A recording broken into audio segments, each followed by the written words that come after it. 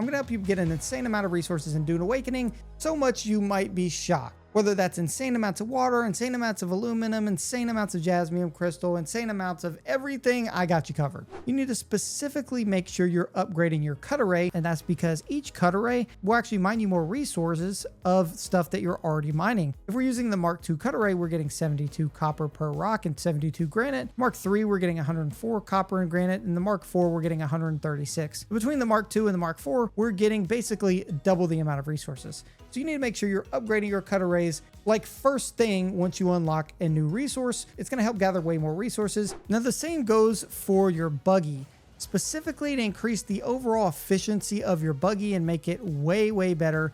You don't have to craft an entire new Buggy.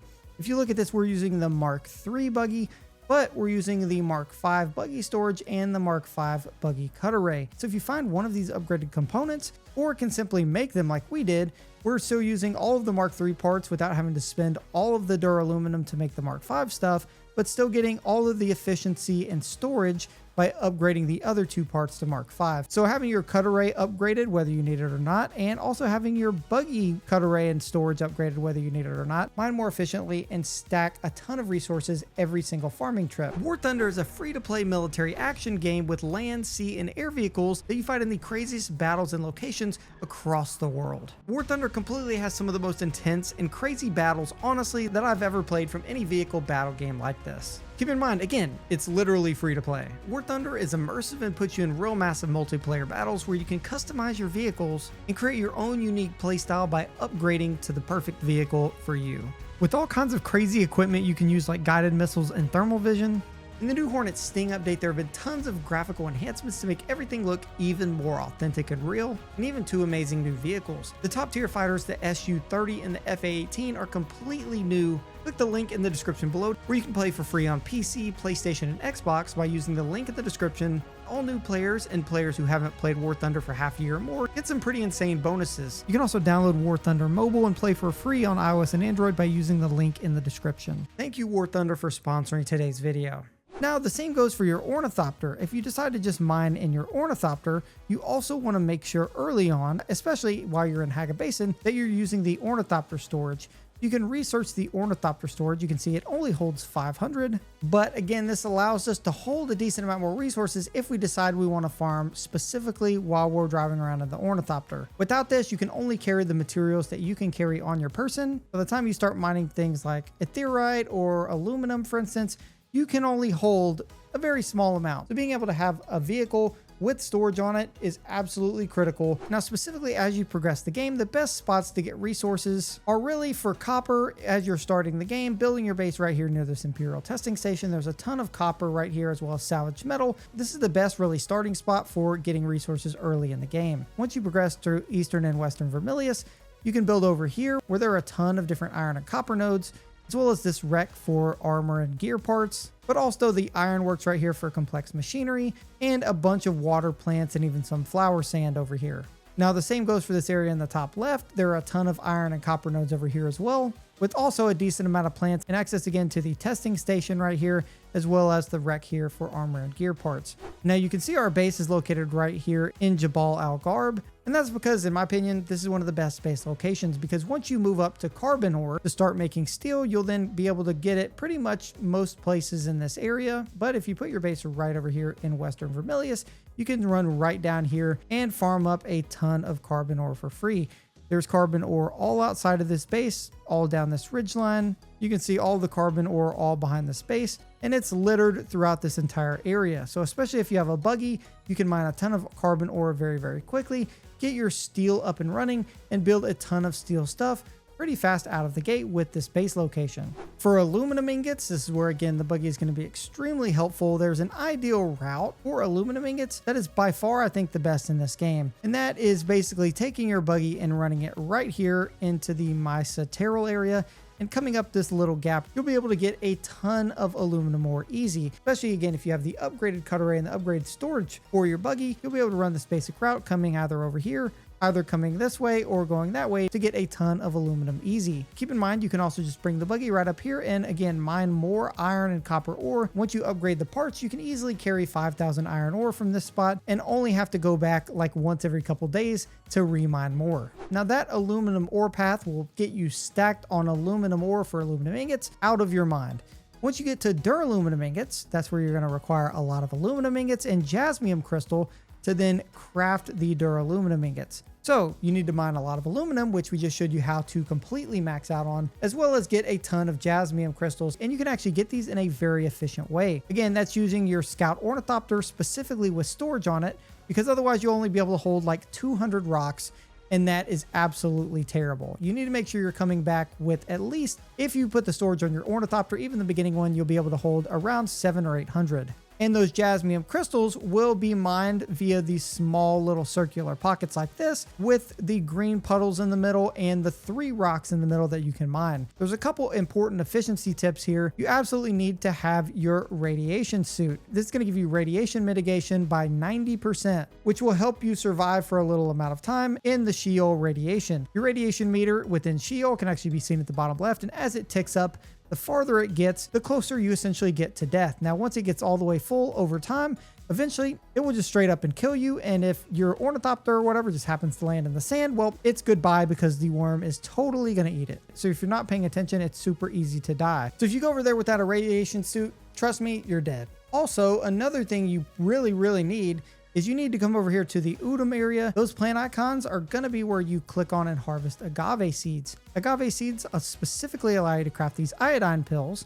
and that will be over here in the survival fabricator. Once you craft these iodine pills, to actually give you additional radiation mitigation, meaning you can stay in the Sheol radiation for a longer amount of time. Now, the couple tricks specifically to make sure you get as many jasmium crystals as possible is as you fly into the Sheol area, you can fly in there with your radiation suit and your iodine pills already up and going, so that way you can stay for longer. You can identify these jasmium crystals and start mining them. Don't want to stand in the green pool. If you stand in the green pool, you get more radiation. So basically you want to park your Ornithopter directly in the green pool, jump on top of your Ornithopter and mine the rocks from there. Or you can just jump over to the rocks themselves, stand on top of the rocks and mine the other rocks around you. Basically, once you mine a decent amount of rocks and your radiation starts getting close to 3/4 full, you can just fly out here to the east and leave the radiation zone. At that point, your radiation meter will lower. Once it gets all the way down to 0 again, if you need to land, take another radiation pill. If not, your radiation is essentially reset, so you can go fly back in and continue mining until you're full. And you're maxing out how many jasmium crystals you can get to help you craft those juicy duraluminum ingots in mass. Now, plastinium ingot will help you make some of the best and final tier stuff in the game, and for that you need stravidium fiber and titanium ore. Now, both of these you'll find and be able to mine essentially out in the deep desert. So once you get out in the deep desert around past about 6,000 meters far out in the desert, you'll be able to locate titanium nodes as well as stravidium. Now, titanium ore is what you'll use and combine that with stravidium fibers to be able to craft the plastinium ingots, which you can use in some of the later game material, which you can use to craft some of the final tier best gear, weapons, and overall tools. To get titanium ore for plastinium ingots, you need to find titanium ore in the deep desert, specifically anything past 6,000 meters out into the deep desert or so, around maybe 10,000 meters. You'll find islands just out there in the middle of the desert where you can fly over and immediately try and spot these, and that's where you'll be finding the titanium ore. Now, for the optimal titanium and stravidium collecting, the best way to do this is not necessarily to just fly out in the deep desert, farm, fly back. Specifically because if you have an assault ornithopter, you can hold 1,000 weight in there, but with a Scout Ornithopter, you can only hold 500. You might have a serious problem. And that leads us to what I'm about to say, which is the better method, which is to bring just basic stuff,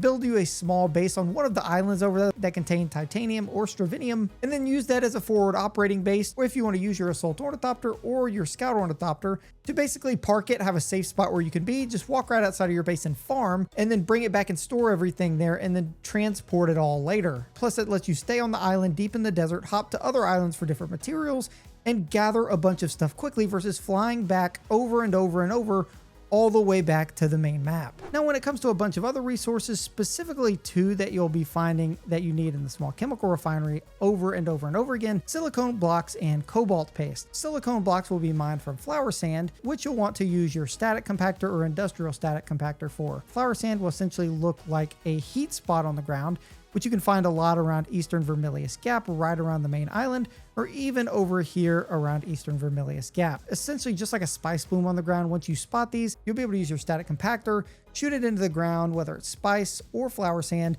Make sure you have your shield turned off, otherwise the worm will immediately find you and eat you. Also, this works in the same way, so the higher level static compactor you have, the higher the overall gather rate is for the resource you're trying to get. If you drive out there into a spot, just shoot the ground a couple of times, try and stand still as best you can, and that should avoid the sandworm popping out on you. Now, cobalt paste specifically is made from erythrite crystals, which can be found in the Haga Rift area, specifically along this big rift right here.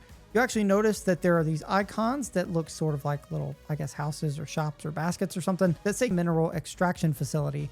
You have to find these. Those are going to be your erythrite crystals that you need in order to make tons of cobalt paste. So it's highly recommended when you go to mine for this, you mine and max out your inventory because eventually you're going to need a lot of it. And these are scattered again at the bottom of these rifts very often, so there's plenty of places you can actually find these. Now, the spice refinery was specifically made for turning spice sand into spice melange. Now, spice sand you get from harvesting with your static compactor those spice plumes that you see in the regular map and in the deep desert. Now, it's important you grab these every time you see them because it is a very valuable resource to make spice melange. Now, that's something you're going to see that's required for basically most important things later in the game. You can see even this one regular Regis drill shot, FK7, takes 25 spice melange just to craft this one individual weapon. So if you see a spice plume pop up, which is that big purple explosion on the map, or it's even indicated by that purple icon that you'll see on the map, make sure you go to it and try and gather as much as you can,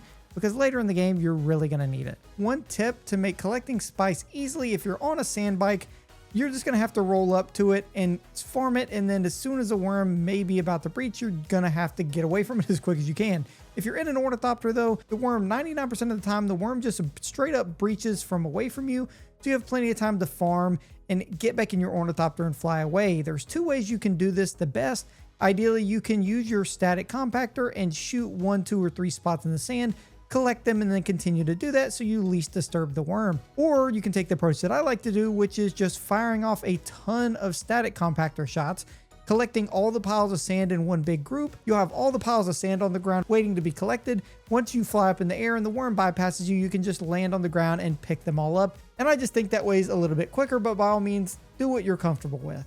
Now, also when crafting different things like your Ornithopters, or even your buggies, you're going to need things like diamondine dust, other resources like thermoelectric coolers, ray amplifiers, and all kinds of things. And these are going to be in-game materials that you get specifically from things like these in-game outposts over here by the edge of the western shield wall, outposts over here that will give you different things like compressors, and this area right here like Mycetero. That area in specific will give you a decent amount of carbide scraps, diamondine dust, some still suit tubing, and a bunch of other resources you need. The same goes for this large mountain right here, the Hand of Cutteray. The same goes for industrial pumps, which you can actually find specifically right here in Sentinel City. So right here in the eastern shield wall, you can come right up this gap, come right up here, and you will be able to get all the industrial pumps from one run right there you will ever need. Now for one of the biggest resources, and that's water, and I'm about to show you how to maximize your water super easily once you unlock some of these technologies. So if you're earlier in the game, obviously you want to be relying on things like blood purifiers, using your blood extractors to extract blood from enemies and turn that into water. The very first thing you need to do early on, that's going to be the most important, is come right over here to the Anvil in East Vermilius Gap and immediately buy the Dew Reaper Mark II.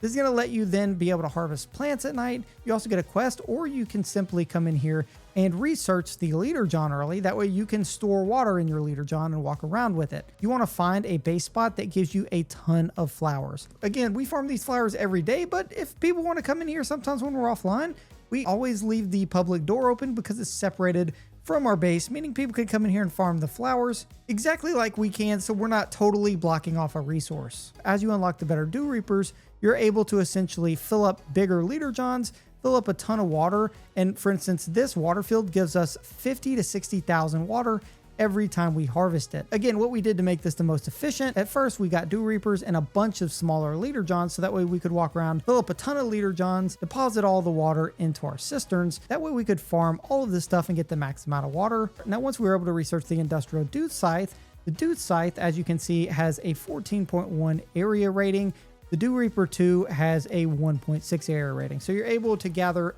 an insane amount more water, as well as the water yield is 3.6 versus 1.2. So this will automatically get you an insane amount more water, so much as soon as you unlocked it, you forget everything else and you craft that first thing. The same goes for when you unlock the new Decaliter Johns or the bigger liter Johns. You should craft those so that way you don't have to carry and pick all of these up in your inventory every time. You can just pick up one of these and go to town and be able to get all the plants in one clean sweep. Again, we get 40 to 60,000 water per in-game day just doing that alone. Now, once you complete the 8th trial, you'll also unlock the Fremen Death Still. This allows you to put bodies in here, and in 1 hour's time, you will get 25,000 free water. So having 2 of these powered up means we get 50,000 water from this every hour, and then every in-game night we get 60,000 from our plants, meaning we get 110,000 water super quickly. Now eventually you can even unlock the advanced Fremen Death Still that gives you 45,000 water per body. Again, once you complete the 8th trial, you have the ability to pick up actual corpses and put them in your inventory. They're 75 weight apiece, so they're very heavy. So what I would recommend is getting your buggy with upgraded storage. For instance, our location, we have a small little outpost right up there. I go up there, kill about 10 enemies, load them all onto the buggy, drive them down here and drop them in our chest, so that way we can easily have free water going at all times. Also, how the water works with wind traps for passive water are actually really great. So if you can build some of these early, it's super beneficial. But again, the death stills and the plants in our setup make it so we really don't even need to build these, to be honest. And the way you can look at these and see if it's worth it for you or not is the water gather rate. That's how much water you gather per second. So if your gather rate is 0.75, that means you're gathering 0.75 milliliters per second. And this is with one of these. That means you would make 2,700 water per hour. Keep in mind, you do have to put filters in these, but if you're able to keep these going for 24 hours a day, that means you would make 64,000 water every single day. And even if you upgrade to the large one trap that has a 1.75 gather rate, every day you would get 151,000 water from this one singular large wind trap alone. So once you're able to start building these and get these fully up and running, they can really be worth it and give you a ton of passive water if you're able to hold it all. And you should be making a lot of cisterns so that way you can stack up all the water you need, so that way it never goes to waste, because trust me, the more water you have, the more successful you're going to be. Also, we have a Discord down in the description, so make sure you join that. If this video helped you out, drop a like on it, subscribe if you're new. Make sure you watch one of these 2 Dune videos so you don't make these mistakes.